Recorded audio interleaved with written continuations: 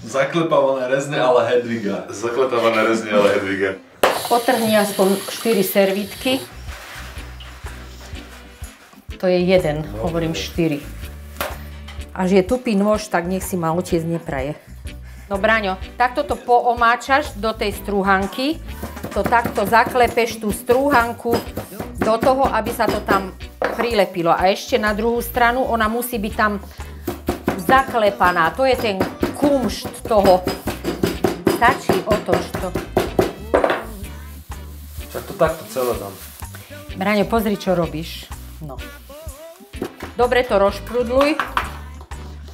Nedvíhaj tú panvicu, ona sa sama rozpustí, tá masť. Ukážem, ako sa naučil kráľať. No najprv na poli ju daj. No. To prdelo.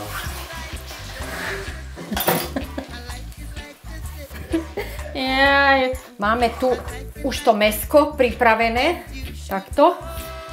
Teraz máme tu vývar a zalejeme to všetko pekne takto. To vložíme do rúry a dovidenia o 40 minút.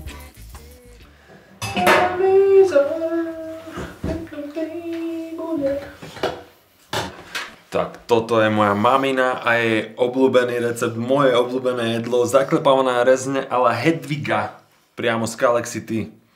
Ďakujem, mami. Prosím, dobrú chuť. Ďakujem.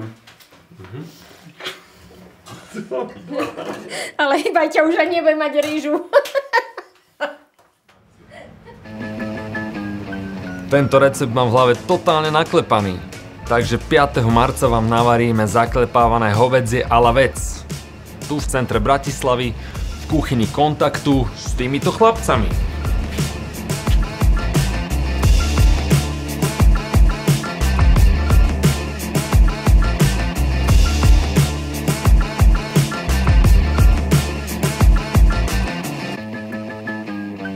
Pretože v Kontakte sa varí s láskou.